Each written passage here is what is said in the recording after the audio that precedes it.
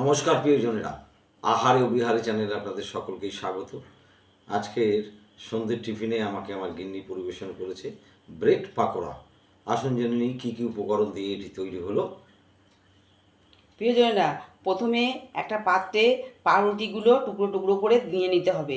কুচানো পেঁয়াজ, রসুন কুচানো, কাঁচা লঙ্কা কুচানো, ধনেপাতা কুচানো, স্বাদ মতন লবণ, হলুদ একটুখানি, লঙ্কার গুঁড়ো, ভাজা মশলা 1 চামচ দিয়ে সব কিছু দিয়ে ওটাকে মাখতে হবে ভালো করে।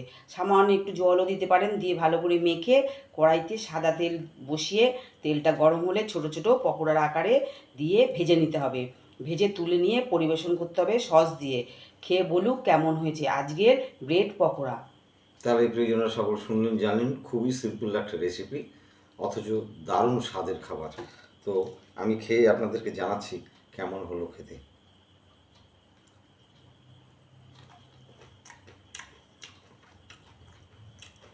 বাহ, দারুণ মুচমুচে।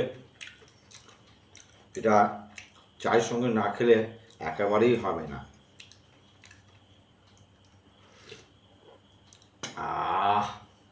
ঠিক এই রকমভাবে প্রিয়জনেরা আপনারা তৈরি করুন, আর চায়ের সঙ্গে টিফিন হিসাবে দারুণ জমে যাবে।